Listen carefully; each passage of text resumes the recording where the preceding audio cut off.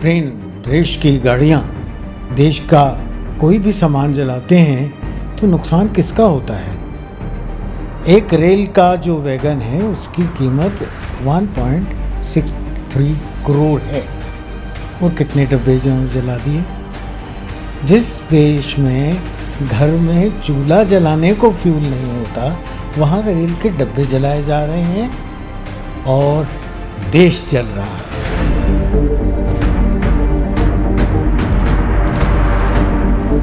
अग्निपथ से पूरा देश जल रहा है। आज हमारे पास आए हैं कर्नल डॉक्टर वीरेंद्र कुमार शाही, वीर चक्र। आज इनसे जानना चाहेंगे कि कौन कर रहा है और कौन हो रहे हैं इसमें हरास। तो संध्या जी, बहुत अच्छा प्रश्न है। हर देशवासी को ये समझना चाहिए कि जब हम देश की प्रॉपर्टी, देश का ट्रेन, रेस की गाड़ियाँ, देश का कोई भी सामान जलाते हैं तो नुकसान किसका होता है? एक रेल का जो वैगन है उसकी कीमत 1.63 करोड़ है और कितने डब्बे जला दिए। जिस देश में घर में चूल्हा जलाने को फ्यूल नहीं होता वहाँ रेल के डब्बे जलाए जा रहे हैं और देश जल रहा है। देश का हर व्यक्ति जल रहा है, हर देशवासी का दिल जल रहा है। और जब ऐसा होता है तो जिनको देश से प्रेम है उनको दुख होता है, बहुत दुख होता है जी। प्राइवेट प्रॉपर्टीज जलाई जा रही हैं। कितना सही कहा था आपने कुछ समय पहले कि जो आदमी ने पूरा जीवन लगाकर और बचत कर करके कार खरीदी, उसकी कार जला दी, इंश्योरेंस राइट्स को कवर नहीं करेगी। कहाँ जाएंगे ये लोग? किसका नुकसान कर रहे हैं और क्यों कर रहे हैं? क्या इससे कोई समस्या आज तक हल हुई है जो हो जाएगी? सवाल नंबर 1, जिसको अग्निवीर सरकार बना रही है उनका भविष्य क्या है?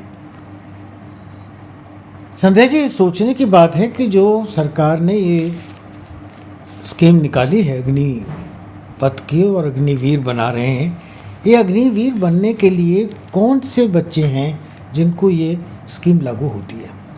इस बात को अच्छी तरह समझने की ज़रूरत है, क्योंकि उसके साथ लोग कैरियर और कैरियर प्रोस्पेक्ट्स और ऐसी ऐसी बातें जोड़कर एक भड़काऊ तरीके से बताना की कोशिश कर रहे हैं कि ये सब बेकार है।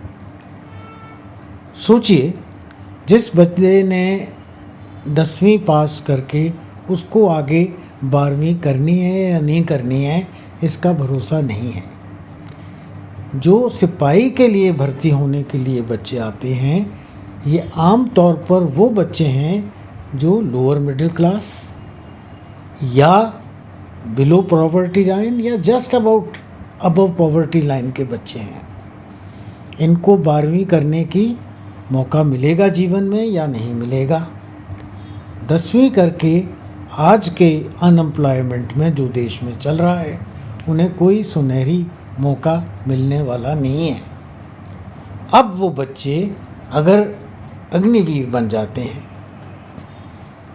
अगर 18 साल का, 17.5 साल से उम्र शुरू हो जाती है, 18 साल का वो अग्निवीर में भर्ती हो गया, 22 साल की उम्र में अगर वो 25% एब्जॉर्प्शन में नहीं आ गया, फौज में भर्ती में पक्की नौकरी नहीं हो गई, तब भी जब वो बाहर आता है तो उसके पास 11.5 लाख और इन 4 साल की उसकी बचत, क्योंकि वहाँ उसका रहना, उसका खाना, उसकी वर्दी, उसका एंटरटेनमेंट, उसका मेडिकल ट्रीटमेंट और एक हेल्दी एटमॉस्फेयर, सब कुछ उसको सरकारी खर्च पर मिलने वाला है।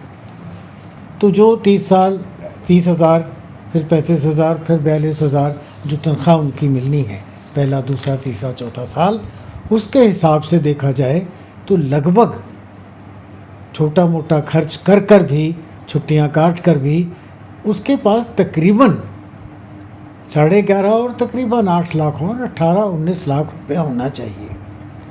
मेरे देश की 140 करोड़ जो पॉपुलेशन है, इस जनसंख्या में बिलो पावर्टी लाइन या पावर्टी लाइन के थोड़ा ऊपर के कितने बच्चे हैं जो 10वीं करके घर से निकलें, 12वीं पास करके लौटें, फौज के अनुभव का सर्टिफिकेट साथ लेकर लौटें और उनकी जेब में 18-20 लाख का एक स्टैंडिंग पैकेट हो जिससे वो अपना एंटरप्रेन्योर शुरू कर सकते हैं। सरकार ने 96 ऐसे स्ट्रीम्स चुने हैं जिनके लिए उनकी भर्ती होगी। ज़्यादातर उनमें टेक्निकल हैं। तो यूँ कहना कि वो बाहर आके क्या करेगा, अगर वो अग्निवीर बनकर एक लेबोरेटरी में एक्सरे यूनिट में काम करता था तो वो किसी भी देश की आलीशान एक्सरे यूनिट में काम करेगा। अगर वो आर्मी की मैकेनिकल वर्कशॉप में काम करता था और व्हीकल मैकेनिक था, रेडियो रिपेयरर था, वायरलेस ऑपरेटर था, तो वो यही सब काम बाहर आकर इंडस्ट्री में करेगा। जी, इसमें मैं आपको कुछ कहना चाहती हूँ। आपके ही सवालों का जवाब जो आपने दिए हैं, मैं उसमें बताना चाहूँगी कि सर का कहना है कि जो यूथ जो फ्री बैठा रहता था, जिनको जॉब नहीं मिलती थी, वो सड़कों पे आम प्रदर्शनकारी के रूप में माना जाता था, तो आज उनको अग्निपथ के रूप में सरकार इतनी बड़ी अपॉर्चुनिटी दे रही है और वो घर बैठ के ही 4 सालों में इतना पैसा कमा लेगी और उस पैसे के बाद जब वो रिटायरमेंट के बाद उसको एक साथ पैसा मिलता है और वो वहाँ पे बैंक में रख सकते हैं, उसका सूद खा सकता है। ये पूरी उम्र एक इंसान नहीं सोच पा रहा था जो सरकार सोच पा रही थी।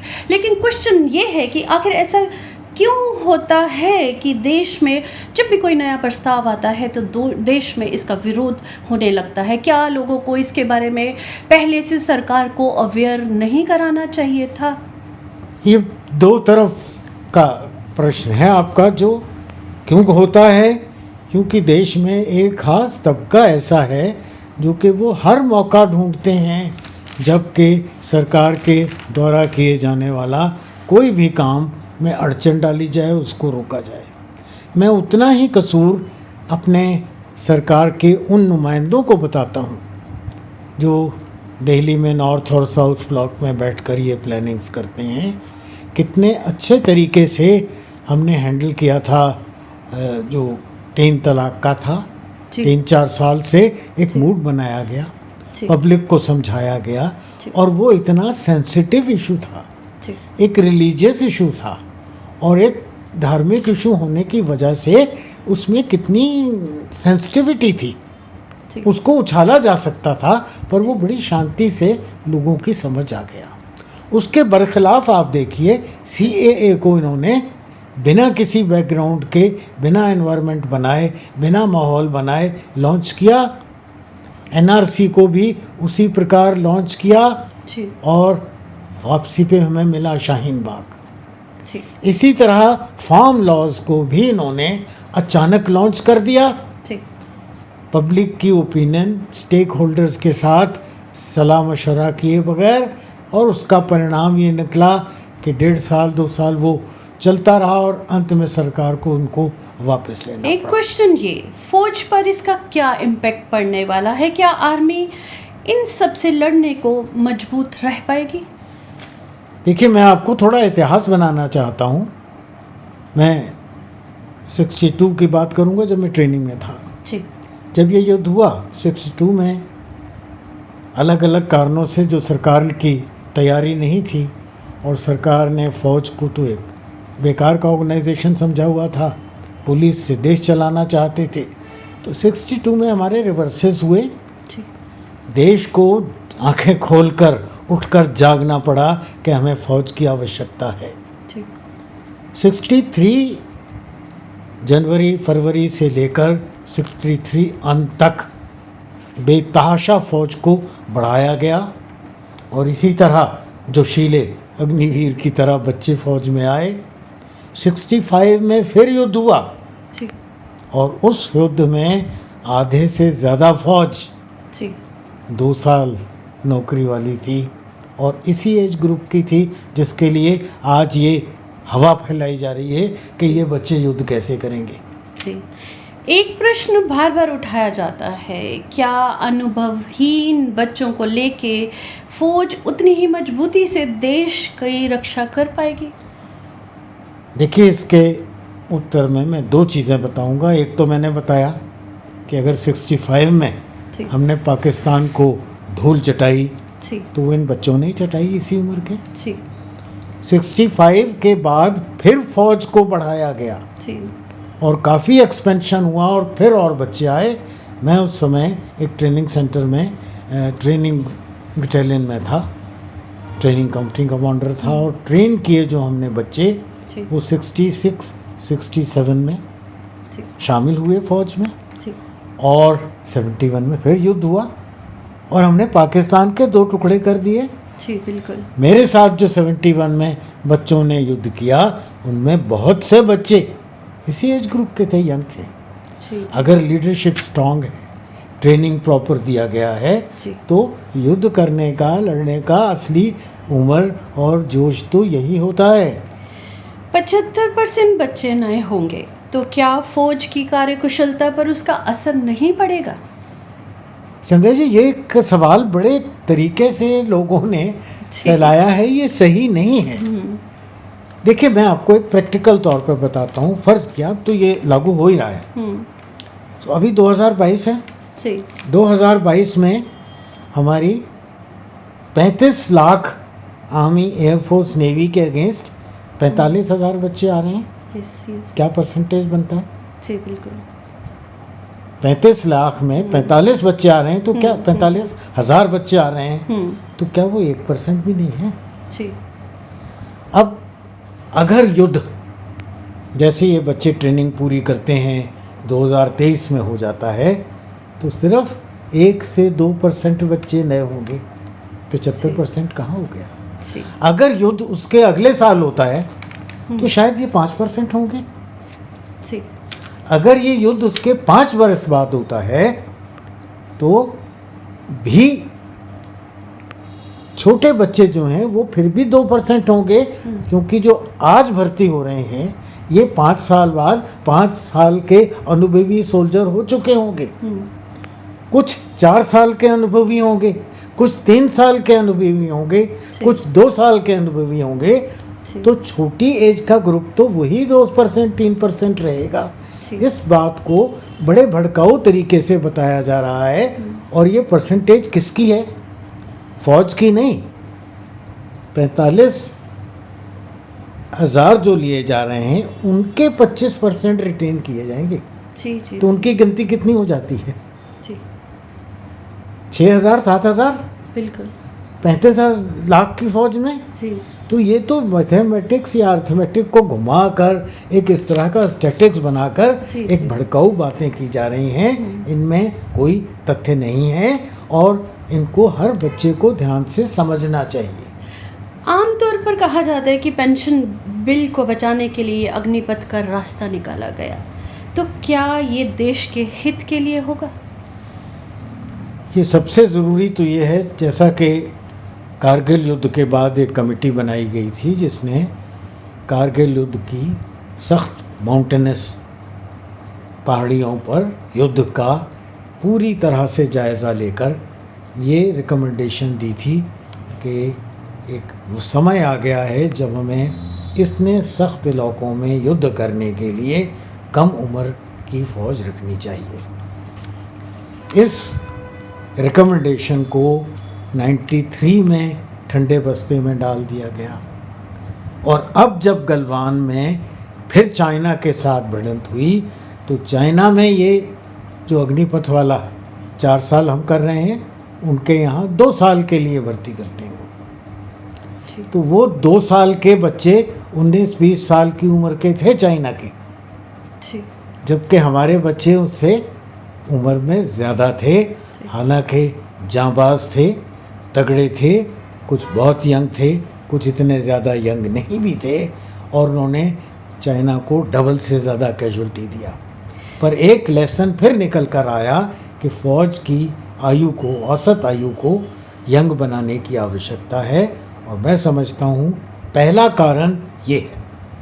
दूसरा, संध्या जी आपने ठीक कहा, पेंशन बिल बहुत ज़्यादा है, और जब हम पेंशन बिल की बात करते हैं तो कहते हैं फौजियों की पेंशन, जी। मैं आज आपके इस माध्यम से हर देशवासी को बताना चाहता हूँ कि हमारे जो पेंशन बिल सालाना डिफेंस का है उसमें 45% डिफेंस के सिविल एम्प्लॉयज़ की पेंशन है।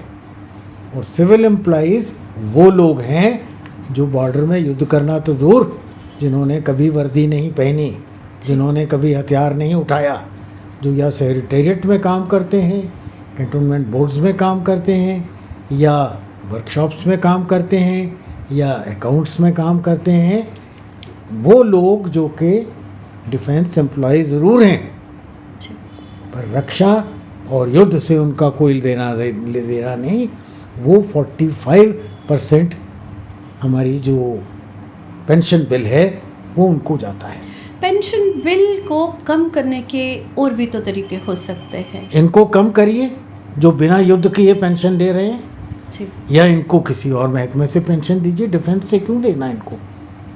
आपका अगर कंट्रोलर ऑफ डिफेंस अकाउंट का जी बड़ा महकमा जी डिफेंस से पेंशन क्यों लेता है, जी उसको होम मिनिस्ट्री से दीजिए, किसी और डिपार्टमेंट से दीजिए, और उनकी गिनती कम करिए, जी उनकी पेंशन्स को कम करिए। जी पर ये फौज के अगेंस्ट गलत तौर पर जो खर्चा दिखाया जा रहा है वो नहीं है।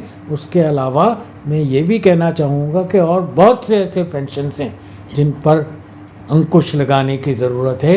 एक एमएलए, एक एमपी, जी ये 5 वर्ष के लिए चुनाव होता है।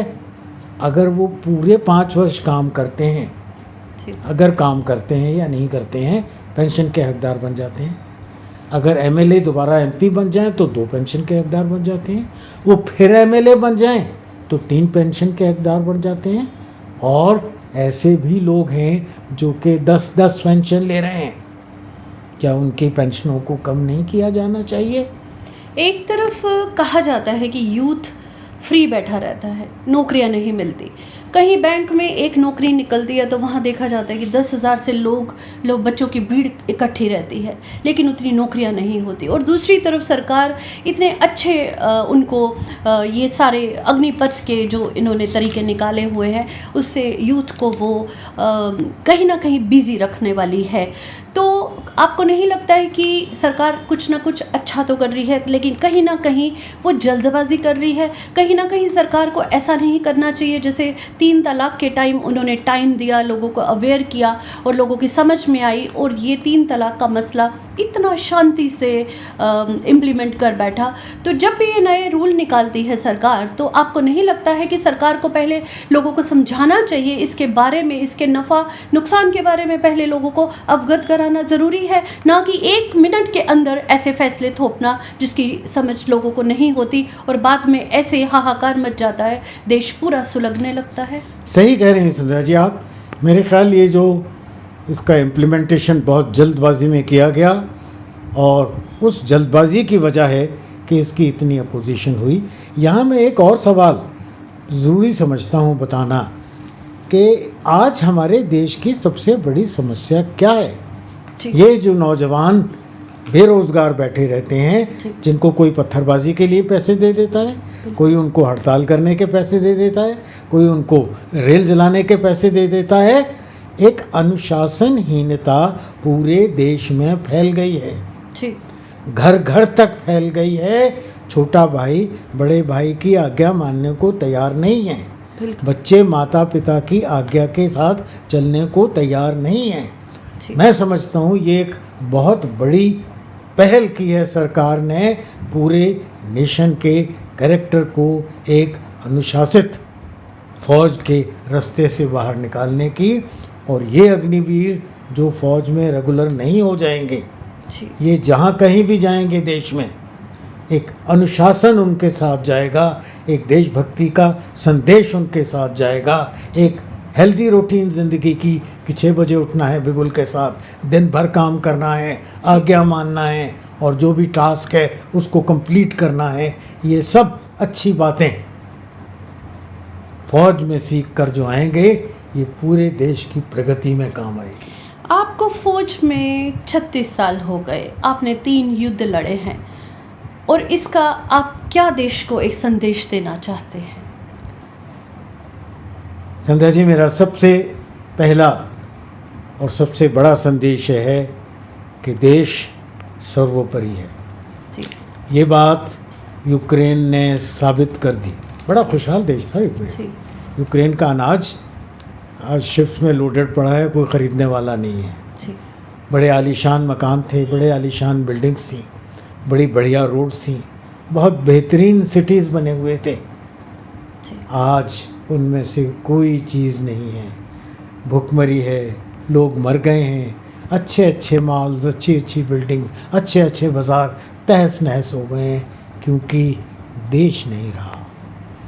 अगर देश है तो हम हैं, अगर देश है तो सब कुछ है, और इसलिए देश के लिए जो कुछ भी बलिदान दिया जाए वो कम है।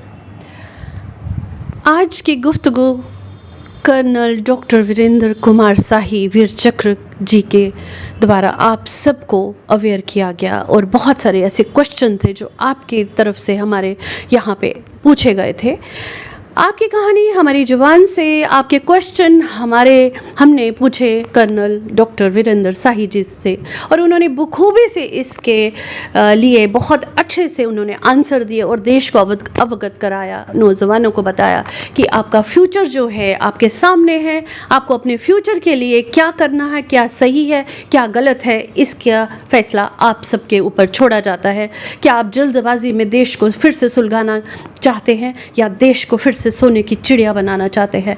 देश का फ्यूचर जो है आप लोग हैं, आपको सोचना पड़ेगा। जो आज आप लोग कर रहे हो वो गलत कर रहे हो। कहीं ना कहीं वो लोग हरास हो रहे हैं जो बेकसूर हैं, वो लोग बेकसूर हैं, उनको हरास मत करिएगा, ज़रा सोचिएगा। ये क्वेश्चन हर एक के मन में था, जिसको पहुंचाया CEN की न्यूज़ की पूरी टीम ने। मैं संध्या गुप्ता सनी के साथ यहीं पे हम विराम लेते हैं, फिर से एक नए टॉपिक के साथ जल्दी पेश होंगे। Thank you so much.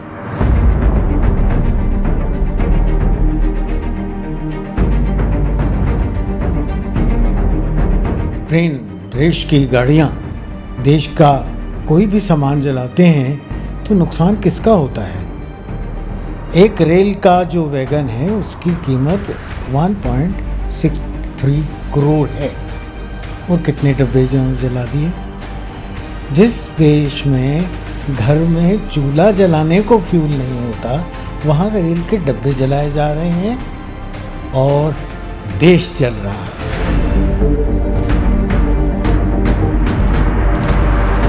CEN news, देश प्रदेश की ताजा तरीन खबरों के लिए CEN न्यूज को सब्सक्राइब करें और रहें पल पल की खबर से हर पल बाखबर।